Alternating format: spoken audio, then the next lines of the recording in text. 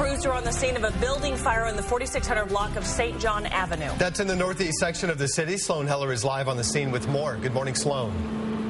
Good morning, Curtis. I'm just going to step out of the way so you can see right here between myself and the chief. This is the building that we're talking about. This is a 3-story commercial building. It caught fire about 3 o'clock this morning.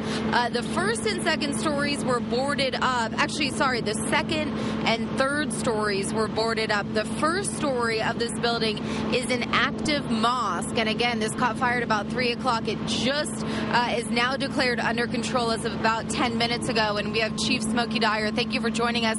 What kind of challenges did you face in fighting? It's a pretty large fire. Yes, when the first companies arrived, they found a heavy body of fire in the building. The first arriving battalion chief, Chief Mike Eller, Battalion 104, made the decision that the fire was too intense to do an interior offensive attack. It made the decision that we would fight it defensive, which means fight it from the outside, contain it, and keep it from spreading.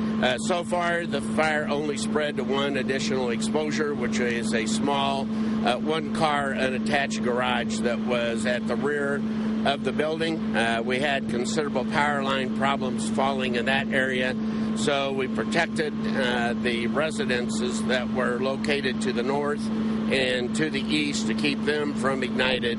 And then we had to go ahead and let that garage burn out due to the live power lines down on the ground. So do you have power out in this neighborhood as of right now? Yes, we do. The secondary power lines that ran down between the the two streets that are located north of the fire building, we had to have KCP&L kill that line for firefighter safety and so that we could put final extinguishment on that garage, make sure the fire did not spread to the one family dwelling. So we're currently utilizing 4 aerial streams from the air to contain the fire to the building, and this building will be a total loss, but it was an outstanding job by our personnel to confine the fire to the original fire building and the one small wooden building located to the north.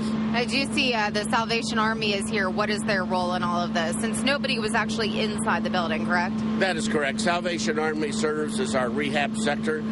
They respond on all third alarm fires, where that means we have 15 or more fire companies at the scene. So right now we have approximately 75 personnel out of the 225 fire company personnel on the scene, and then they provide them drinks and food during a long-term fire operation. Thank you so much, Chief. We do appreciate it. Again, you have it from the northeast side of Kansas City this morning. Commercial building, total loss here. The first level of that building was an active mosque.